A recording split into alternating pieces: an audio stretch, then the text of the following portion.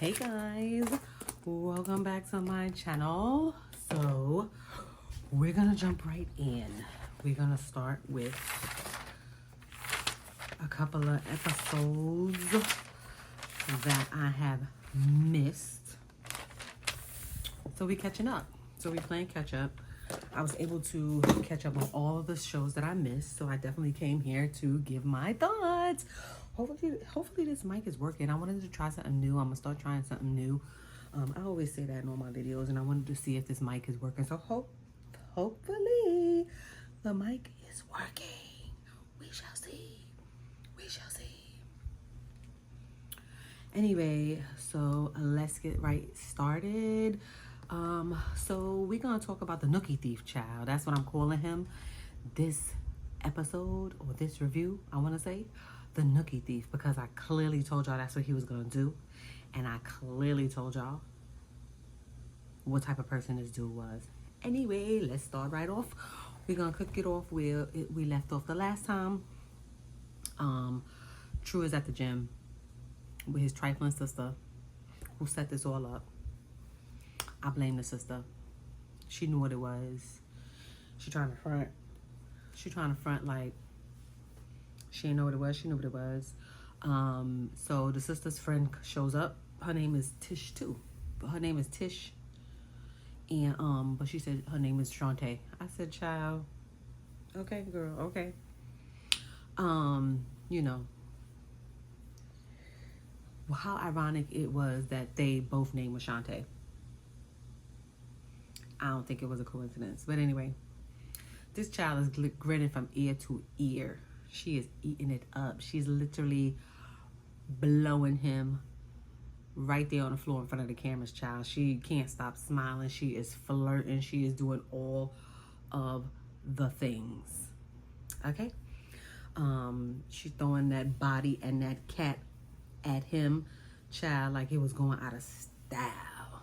Child, that was a discount sale that you could not miss, the way she was throwing it at him. Anyway, the sister's sitting there thinking it's funny, and I don't think it's funny at all, because you knew this was up. Instead of saying what you were saying, instead of saying all of that other stuff like, oh, I don't think it's going to work, oh, I don't think this, I don't really think that, you should have been like, well, he hollering at my partner. So, I don't know. Anyway, that just gives me flashbacks and memories, child. Flashbacks and memories. That's a story for another day, child. I might do a story time. I was thinking about doing a story time. Anyway, so they ended up spending a whole day together. True, his sister. I don't know if the girl was there, but from my knowledge and from what he said, he ended up spending a whole day with his sister. I don't know if the other girl was there, but we'll see. We don't know. The cameras wasn't with him, so we don't even know if he spent the whole day with his sister and not the whole day with that girl after the gym. We don't know. We don't know. He made it seem like to the girl that they don't have a great relationship, you know, even to his sister, like they don't have a great relationship, you know, that he doesn't have a good relationship with his family. He kept telling Shantae, you know, that he doesn't he don't have a great relationship with his family ever since he moved back, blah, blah, blah, blah, blah. But it just seems more and more and more like all he's doing is spending time with his family. So for you to make it seem to her like you didn't have a great relationship with your family, i.e. your sister and your mother, you spend an awful lot of time with them for somebody who don't have a great relationship with them. Your sister literally calls you every day like you're her man. Where's her kids? Girl, go spend time with your kids. Stop wasting your time on this dude. He's not your man. And you being messy. Go worry about your kids. Expend that energy with your kids. Okay? Let's start there. Shantae is pretty much fed up. She's packing, you know, all her stuff up because she got to leave, because she got to go back to her kids. All this time that she's spending out there with him, she still has 4 or 5 children. I can't remember. She's going to say eventually in the end of the show. This episode was full of mess. And, you know, I'm going to break it down because it's full of mess. Anyway, you know, so she got to go back to her kids. So that's pretty much what she's focusing on. But you put this man before your kids the whole time you was during lockup and now out after lockup. So you put that man before your kids. I didn't hear you really say too much about caring about what your kids is doing, and we'll get to that next episode and you'll see why. He was locked up for 13 years, and he feels like he wants to be allowed the freedom to move about and do what he want to do because he's been locked up for so long. She's been living a free life, and he feels like he don't really mind that she's a home. He don't really care that she stay in the house and she do whatever because she had a free life and she had the opportunity to move around and do what she wanted to do, and she really don't really take that opportunity. So he feels like because now he's free after he's been locked up so long, he want to roam free and do whatever he want to be. He's a nomad right about now. That's what he want to do. He want to do whatever he want to do, and he wants her to allow it. I don't think she should.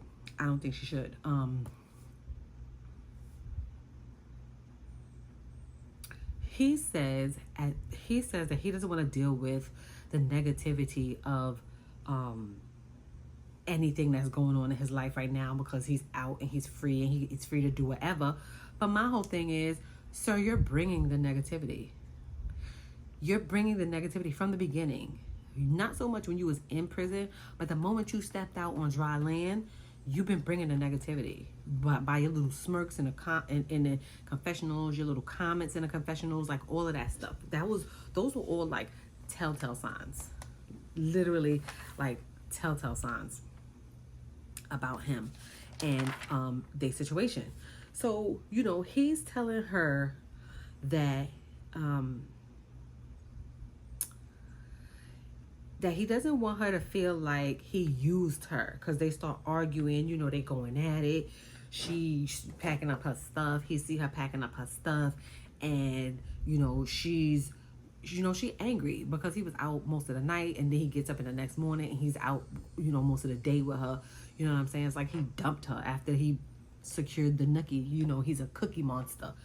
And he doesn't want her to feel like he's using her. But I'm like, that's a gaslight. Manipulators and narcissists always tell you what they're doing without telling you what they're doing. So for him to say that I don't want you to feel like I don't want her to feel like I used her, but you did, sir. You absolutely used her. And her $30,000 or $40,000, $50,000 that she spent on you while you was in prison. That year and a half. The gaslighting, all the stuff. He comes with it every time. She gets emotional and she continues to pack, because she's tired, she's tired. But you could clearly tell that he is emotionally unavailable. He's stoic, stone-faced, like all of that stuff. Emotionally unavailable. Like he's not giving her nothing. He's just talking. He learned that from prison. Anyway, so he proceeds to give her like $1,000, and and he says, I don't want you to feel like I used you. But $1,000 doesn't compare to the amount of money that she already spent on you, sir. It doesn't.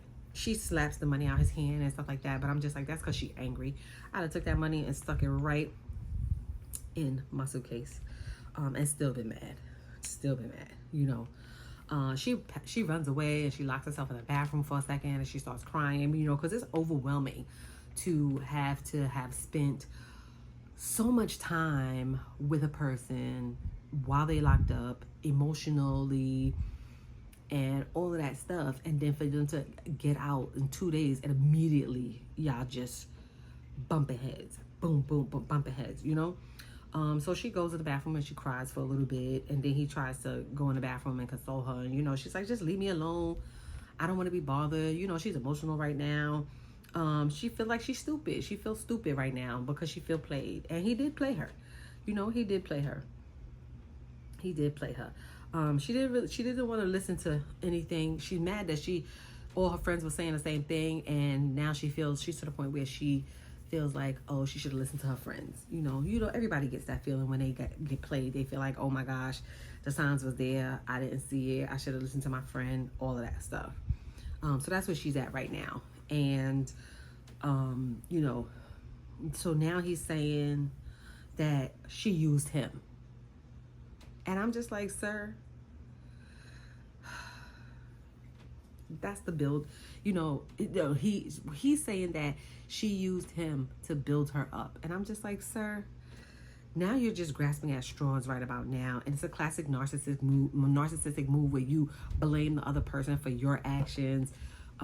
Clearly, cut and dry, narcissistic moves, like cut and dry. He calls the suit. She walks out the house, and she gets in her car and she drives away a little bit, and she starts crying. Still, he immediately calls his sister.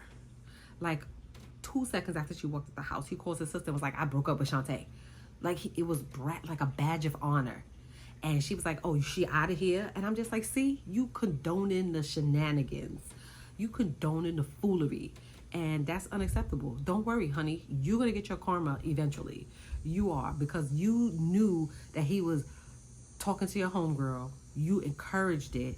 And you think this is funny, that this is happening to another woman. But you're going to get your karma. It's all good. She drives up the road a little bit. And then she kind of like breaks down crying. So, after that, they don't really talk too much about Shantae after that. Yeah. So that's how their scene ended. I really wanted to start off with their scene in this review because I feel like we all seen it coming. The only person that didn't see it coming was Shantae. She was too engrossed in their relationship to see that it was toxic. It was not what it was supposed to be. She was the one that should have never invested so much, and then when things started falling and crumbling, like losing your job, paying 2 house notes, trying to take care of all of this, all while you have like, I think 4 or 5 children, you should have took a step back as a grown adult. You should have took a step back and let his mother and his sister take up some of the slack. I already told y'all from last review that his sister was acting like that was her man when she bought him all of this jewelry, and now all of a sudden you hanging out with her every day, and it was just weird to me. So y'all should have knew. I feel bad for Shantae in a sense, but I kind of feel like you should have seen it because he was glaring red. I had been calling out the red flags from when y'all was in Life During Lockup. Once the pictures came back, that solidified it for me. What was happening, what was going on, all of that good stuff. So all in all, she should have been cut her ties. So in a sense, I feel bad for her, but in a sense, I really don't. So it's on her. That's on her. Well, y'all drop that in the comments and let me know what y'all think about this whole situation, because I just feel like she should have known better, and she should have withdrawn once the pictures got sent back to her, and then she should have been channeling her energy and focusing her energy elsewhere so that it would have cushioned the blow. It wouldn't have been as hurtful if she would have pulled back a little bit once all of the chips started falling and it was getting closer to his release date. So let's move on. So we move on to Z and Troy. I think her name is Zahara. I finally heard somebody say it, and I think that's her name, Zahara, but I'm not sure. I'm gonna just keep calling her Z because I just don't know. Anyway, so Troy arrives with his mother and his mother Karen, and Miss Karen is way too outspoken for me. Like, she has an opinion about everything, about everybody. She got something to say. I don't know. She already given me, I told y'all from the last review, she's giving me vibes like I'm not grown up yet because of the way she's dressing with all of the piercings, all the tattoos. She got these little clothes on, and I'm just like, she's already giving me, oh, I capped out at like 25 years old and I haven't grown since. That's the vibe I'm getting from her. Y'all drop that in the comments and let me know if y'all got the same vibe, but that's the vibe I'm getting from her. She just says whatever all the time. And it annoys me that she, as a grown adult, can't hold her mouth properly. But anyway, it's an issue all around, So we find out that Troy has a daughter and in Buffalo, and she lives with the mom. So he hasn't seen her in like 7 years. That's a long time to not see your daughter. How old was she when you were in prison? They did not say. Secondly, 7 years is a long time for you to not reconnect with your daughter, or at least send her a letter, like something. They didn't really elaborate like what kind of a relationship he had with her during the time that he wasn't seeing her. So I could only speculate. You know, she is the daughter to a woman named Yana. So Z and Yana, they don't really get along, and pretty much they don't really get along. And what adds fuel to the fire is the psychic telling her that the girl is still in love with him. So on top of all of the issues that they already have, the psychic telling her that information, it doesn't help the situation, none. Anyway, Z wants to be cordial with her, you know, for the sake of their relationship, for the sake of their daughter and stuff like that. But that's what they all say until the time actually comes. So we'll see what happens with that. Apparently Yana,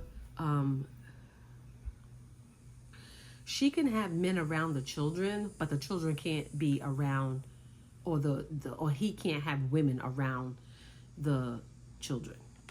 So you have some baby mothers like that. You have some baby mothers that don't really care. You have some baby mothers that's okay with it. You have some baby mothers that's just like, I don't really mind as long as they don't treat the child ill, X, Y, and Z. Then you have a lot of babies, a lot of children's fathers that be like, oh, don't be having no dude around my kid. But you don't be around your kid. It is what it is. We're going to leave that there. But y'all already know the scenario. Y'all already know the situation. Y'all know that it goes both ways. So she feels like she can have men around the children, but he can't have women around the children. And y'all already remember the psychic saying that she want him. So that's already, like I said, added fuel to the fire. So him and his mom is having a whole conversation about the Yana and the likes and don't likes about the girl and her actions and her this, that, and the third. Z gets upset because they're having this conversation, and in the process of them having this conversation, he's kind of like sort of defending her. So she gets upset, like, oh, he's defending his mom. She talks about that a little bit later down the road, but yeah, that's what it is.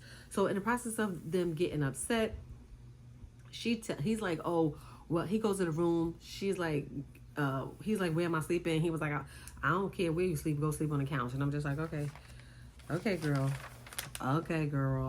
Okay. So he sleeps on the couch, and he's on one couch, his mom's on the other. And it's all because of that conversation that they had about the kid's mom. So she feels like him defending her, the girl's mother, it's like confirmation that he still has feelings towards her. And I'm just like, nobody really wants someone else, regardless of who the person might be, to speak ill of their child's mother or father, unless they're a real dirtbag, and you know how that goes. So, but for her to get upset, I don't feel like she should have. It should have raised a caution signal, but I don't feel like she should have got that upset to the point where he got to sleep on the sofa with his mom. Anyway, and then a lot of the times you get those women who expect their child's father or their whatever to dog out the other person.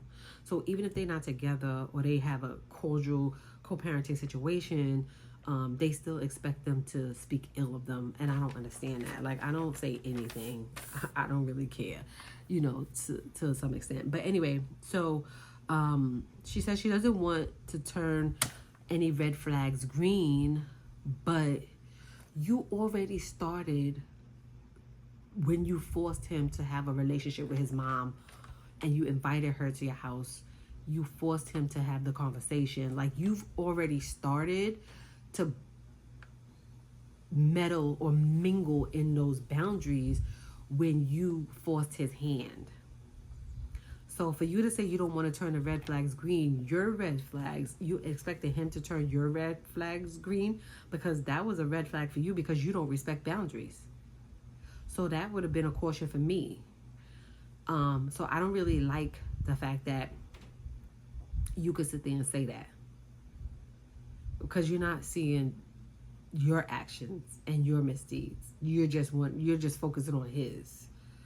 And I thought that was a red flag towards you, because that really pissed me off. So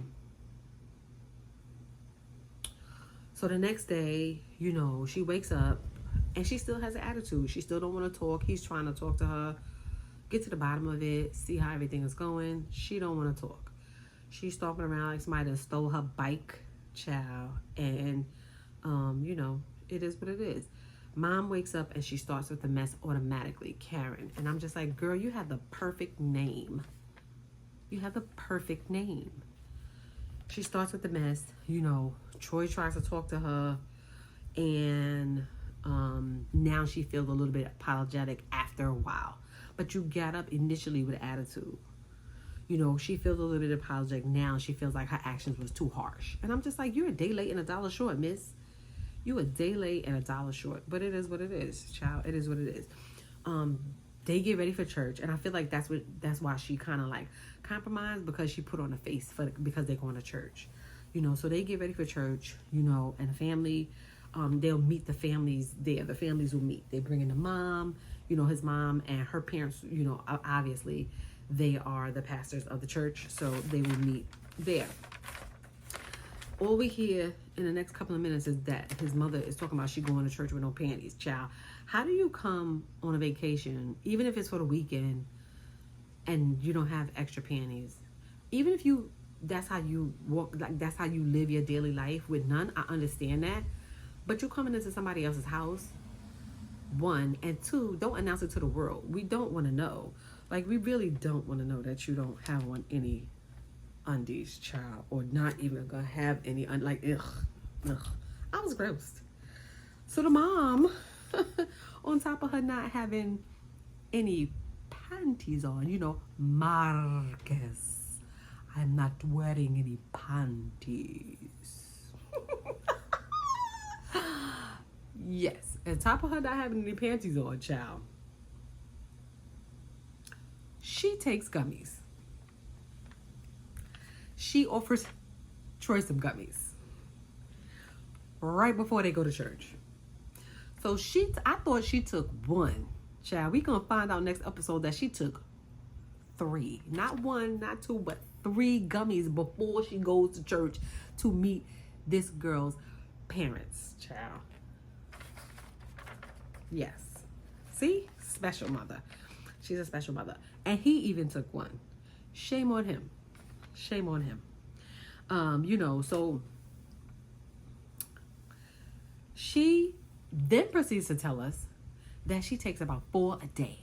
How do you take 4 gummies a day? 1 was too much. And I'm telling y'all too much, but 1 was too much. I was tripping. So 4? Child. And Troy takes 1 as well. So they head off to church, and they sitting in church for a little bit. And let's discuss this little church scene, child. They get into church, and I feel like I was warped back in time to Bishop Whitehead's church, where it was like 2 people in the audience. It was literally like 10 people in this church audience. 5 of them was her family. 10 people total. 5, her family. Child, they needed to have that in their backyard and stop playing. Stop playing with my emotions. Child, just go to your backyard and just do it.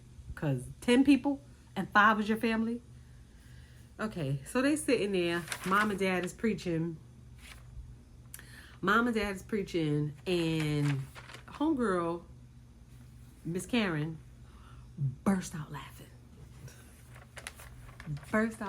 child. She bust out in tears. Crying, laughing, and carrying on. And it goes off, they scene ends like that with her busting out laughing. Mind you, she took 3 gummies. I'm under the impression that she only took 1, being a little bit conservative because it's church time, child. I didn't expect her to say she took 3, but she did. And I was shocked. Because there's no way that you knowingly go into church and you go in to meet this girl parents and you take 3 gummies. A hot mess. I do not like his mother. I think she's messy for no reason. I think she's still stuck in a phase where she thinks she's 22 and she needs to get out of it. And she has an opinion about everything. And I feel like Z oversteps her bounds a lot. She does it to people, but she don't expect people to do it to her. I do not want to see her son because I feel like he is too young to be involved in these grown adult situations, and he always got something to say, and he seems a little special to me. And then the father, her father, seems like a little how you doing every time I see him. The mother seems like she's the only logical person in this equation because Z is not even logical. But that's just my 2 cents on their family dynamic. I don't want to get into that their family dynamic too much, but I feel like their family dynamics is going to play a role because his mother and father, her mother and father are under the impression that he is going to come and preach at their church. You got like 5 members, sir. There's no need.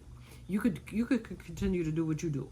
You don't need him as a whatever to come and preach at that church. You ain't got a church. You just got people that come and see you to visit you on Sundays. You don't have a church. And then, so that's going to be an issue. And then she is constantly overstepping her boundaries. And I think that's going to be an issue too, because it would be an issue for me. She's done it multiple times already. And we only in the 3rd episode of this series. She's done it too many times. So I feel like, I just feel like that's going to be an issue. So we head over to Kim and Joey. So Joey looks stressed out. And to be honest, overwhelmed. And the reason why I say that is because you can see it in his face.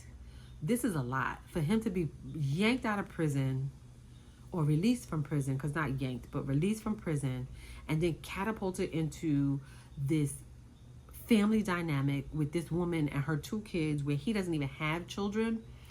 I think that's a lot for him to take. Plus dealing with his addiction, I think that's a lot for him to take. And it's a lot for her to ask him to take on.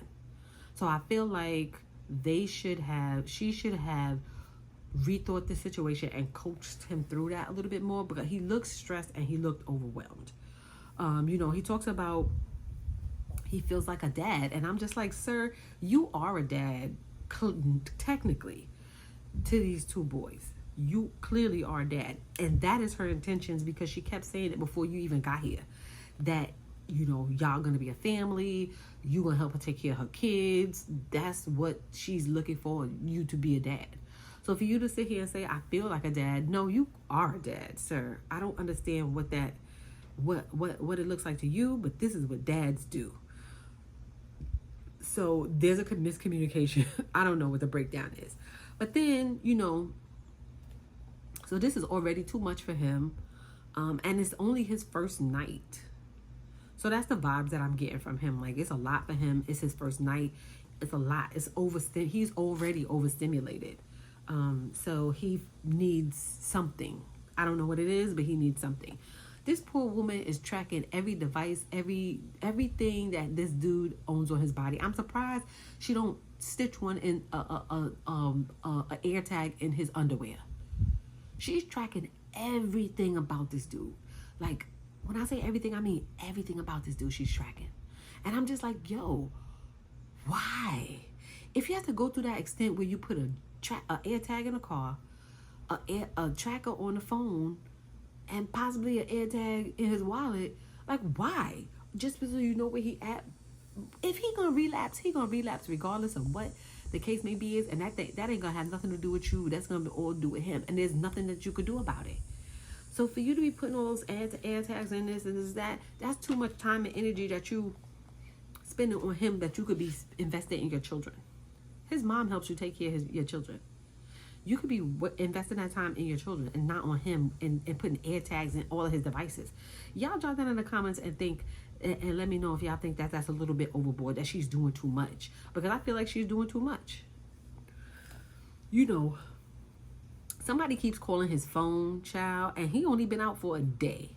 And somebody keep calling his phone, and he says it's nobody, it's nobody, it's nobody. And I'm just like, it's somebody. Clearly, it's somebody. And, then he leaves on Christmas Day. He left to go somewhere, which eventually, I think next episode, which we'll discuss, we learned that he left to go pick up her ring. But yeah, he left on Christmas Day. And y'all tell me if it's me or y'all get this too. Tell me if y'all don't see that his eyes is dead. His eyes is literally dead. He's literally, every time you see him in the confessional, staring into nothingness. Like nothing. He's just staring there. They look so empty and unalive and so dead. And I'm just like, is he high in these confessionals? Like, what is happening that his eyes look so dead? Drop it in the comments and let me know. Because I could be overthinking it, but I feel like he's dead in the eyes. Joey is driving somewhere, like I said, not knowing that he was going to the store, complaining how overwhelmed he is with the kids and the fact that he needs he needs a moment for himself. Again, overwhelmed, stressed. She says she doesn't know his triggers yet, but you have, my thing is, you don't know his triggers, but you have this man in your house with your kids and you don't know what triggers him. That's the first thing you should figure out, because of the fact that you have 2 little kids. And that right there is scary to me, that you bring somebody into your house and you don't really know them well, nor do you know what their triggers are, and yet you feel comfortable enough to have them around your children. I feel like that's an issue for me. It takes a special person to come in to a household with not 1 but 2 children that are not their own, and then raise them. And then it also takes a special person to allow that to happen, and to be open enough for that to happen. And I don't think that Joey is about that life. Just to be honest, I really don't. So we learned that he started selling when he was 15 years old. And he started that street life when he was 15 years old. He said during that time period, when he was like 20-something years old, one of his best friends passed away. And, he didn't really properly grieve his best friend. And I'm just like, that kind of like happened on a whim. And he is still processing. Even at the big age that he was, even after being in prison for so long, I feel like he still is in the process of grieving, and he uses DRUGS to cope, because that's what people do a lot of the times. But anyway, y'all drop that in the comments and let me know what y'all think about this relationship. Let me know if y'all think that him and Kim's relationship is gonna last.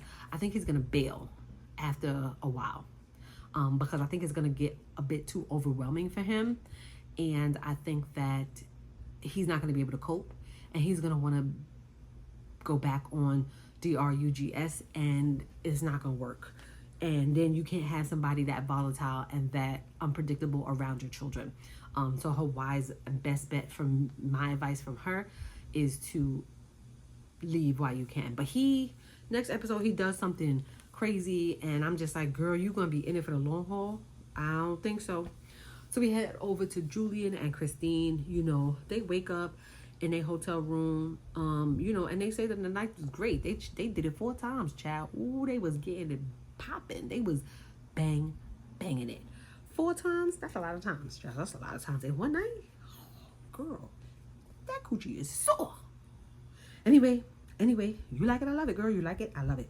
It's gross to me, because I think that he is how you doing too, but it is what it is. Pardon. She keeps stressing the fact that she wants to see her children. She wants to be around her children. She doesn't know if her mom is going to allow her. So most of the conversation is really going to be about her being able to have access to her older son that her mom has custody of. She doesn't really say too much about the twins, but I don't know if she really cares about them the way she cares about her older son. Oh, I don't know if it's just a vendetta that she has against her mom, and that's what's kind of like stuck in her head, but she keeps talking about her older son. She doesn't really talk about the twins too much. Anyway, they bummed out because the family didn't really come and celebrate her release and give her anything or throw her anything or just celebrate her release. They're a little bit bummed out, him and her both. He kind of like didn't tell his family that that he's dating her, that she's being released, and that she's gonna be living with him. And apparently he has an ex-wife and some kids as well. So we found all of this out today, after they done did the boom boom, after they done, she's out and about and she been paroled to his house, child. So she believes that he's ashamed of her. I don't know. I've never been in that predicament, but I feel like that is a sticky situation to introduce to your family, especially when you have children. That, I've been seeing this person, they've been locked up, and they've been locked up for X, Y, and Z, for X, Y, and Z. So how are you going to break that to them? And I'm in love with them, and I think I'm going to marry them. It's a really tough conversation to have. So I just feel like, I don't know if it's a shame or if it's something else. Y'all drop that in the comments. Let me know what y'all think it is.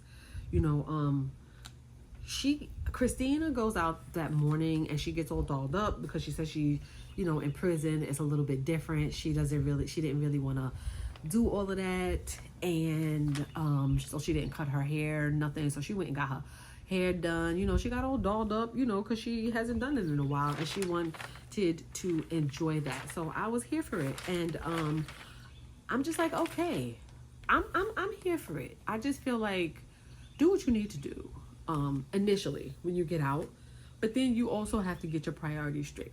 And he did some dumb stuff, and we'll learn that next episode, next review. We'll discuss that next review when we break down these scenarios a little bit more. Y'all drop that in the comments and think that how this one is going to play out, because with him not discussing her with his family, and then definitely his children, and them living with him because they have joint custody, it's going to be a tricky situation. Y'all drop that in the comments and let me know what y'all think about that.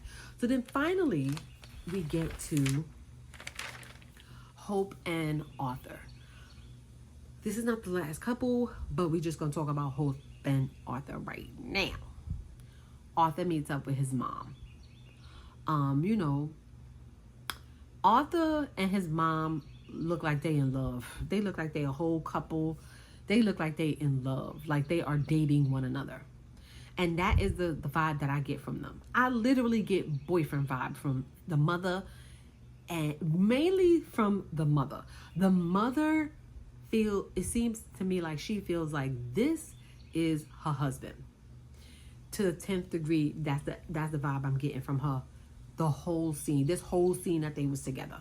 I was just like, why am I getting boyfriend vibes from her? Like the way she was holding his hand, the way she was rubbing on him, the way she was staring at him. I was just like, that gives me the heebie-jeebies. I don't think that she would want, I feel like she want a relationship with Arthur. But I mean, it is what it is. Hope, you hang on, girl. You hang on if you want to, but I wouldn't. I would release him to his mama. I would release him. Anyway, we're gonna move on. So they reminisce about the past, and of her being a nurse, and the fact that she worked 16 hours, and she didn't really have much time for him and his siblings, so they kind of was like fending for themselves, raised themselves. But y'all already know at that time in her era, because I think her and I are of the same generation, that's what it was given. Latchkey kids, all that good stuff. Y'all get home, y'all go where y'all gotta go, get home safe, y'all be all right. You watch your brothers and sisters, make sure nobody don't come out. Like, y'all know what it is. Y'all know what it's hitting for. So y'all can't sit here and tell me that y'all don't get it. Especially if it's you a solo parent and that's the life you have. You have all of these kids and you gotta take care of them. You gotta work. And then for her to be a nurse, that's noteworthy. And then so you gotta take care of them kids. So I'm not mad at her. She had to do what she had to do. It doesn't warrant him getting into the trouble that he got into. She was trying to do the best. She did the best that she could with what she had. Y'all know what it is. Y'all know what it is. That's where I'm at with it. This was supposed to be a touching moment for them, but I wasn't touched at all. I couldn't get in a sentimental moment for them because I feel like they give me lovey-dovey vibes every time I see them. So I couldn't really get touchy with them because they was looking at each other like they was in love. Y'all drop that in the comments if y'all was getting that vibe, because I was getting that vibe and I just couldn't feel touched because I was just like, oof, yuck, yuck, yuck. He feels like him not listening to her, telling him to go home and do what he needed to do is what kind of got him into a lot of trouble, which it happens. It happens, you know, as long as he's taking responsibility and accountability for his actions, I'm here for it. And it's probably why. She said she told him to go home and do his laundry and he was out on the streets. See how that works? Accountability is good. You know, he said he got locked up this time. That was the first time when he got locked up, when she told him to go home and do his laundry and he got locked up. This time he said he got locked up because he was helping his friend get his money back and it backfired, or it caught up to him. And I'm just like, child, how? What did y'all do that you was helping your friend get money back and it backfired on you? Y'all must have accosted somebody with a pistol. Okay, with a pew pew. Did you accost somebody with a pew pew? Okay, because I don't see how that's worked. Anyway, you know, so his mom is using their separation and their time apart as a manipulation tactic to get him to go back with her to LA. That's how I feel. Because she keeps throwing it. Oh, all the time that we have been separated, we haven't really got to spend time together, this, that, and the third. That's a manipulation tactic. Because she's trying to make him feel guilty about them not being able to spend time together so that he will say, all right, I'm leaving Hope and I'm going to go back with you just so I can spend a little bit of time with you. But then by the time she gets him to LA, it's going to be another story.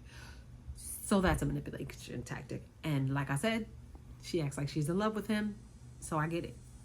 I get it. You know. She keeps trying really, really hard to convince him to go back to LA. The fact that he don't really need to be here. He don't really need to be with Hope. And I don't like the fact that she's trying to make him choose over the person that he is in love with, or supposedly in love with, however you want to call it, and her. I don't like that. She's always going to be that issue because of the fact that she's really trying to convince him and she's really trying to make him choose. And I don't like that. You know,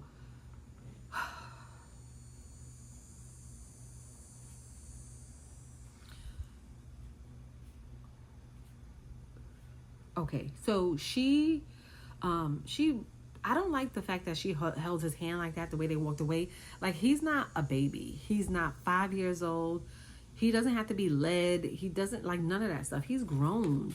So I didn't like the fact that she held his hand and walked away like that, like they was boyfriend and girlfriend. She keep referring to him as her baby. And I'm just like, he's not a baby. He's a grown man. I understand that he's your son, but he's still a grown man at the end of the day that has to make grown man choices that doesn't include you. And I feel like she's trying to keep him in that space. And I don't like it. I feel like she needs to get a life or get a man or do something, because she's looking at him like he's her man. And, you know, he gets home at midnight and Hope flips out, you know, because she said she cooked, you know, look what time he came back. She don't know what's going on. She didn't know where he was at, you know, all the things. And, you know, so she's upset. She's really upset. And she feels like his mom is trying to make him choose between the two of them, which she is. Hope is spot on. And I hope you don't change your tune, because you are spot on, ma'am. His mother is definitely trying to make him choose between the two of y'all. And she needs to stop. She needs to stop. And he needs to stop her. So then we finally get to Keith and Letitia, which is the final couple. And we're going to go through the spiel because Letitia is still, you know, upset about what's going on, about the information that she found. So she's on her way to the lawyer's office to discuss what was told to her, you know, by the correction, when she called the correctional facility on the last visit, you know, on the last episode. She, about him not being able to come home, that the law that was changed does not apply to him. So she wants to know if it's applicable or not, like what's happening, what's going on, what could they do to rectify the situation if it's not. Like she needs answers, and she wants to know what is going on. So she's heading to the lawyer. I'm not mad at her. You're paying this man. He's not a paralegal, like he's not a public defender. He's a paid lawyer. Regardless of what you paid him, he's still a paid lawyer. You know, he was recommended by a friend that, you know, one of his friends that was in prison, but that dude was handling a bunch of those prison cases. So then, you know, you have a right to get to answers from him because he's your lawyer and you paid him. You know, so she meets with Ben, and he hands her some documents that were just filed the day they're meeting, like today.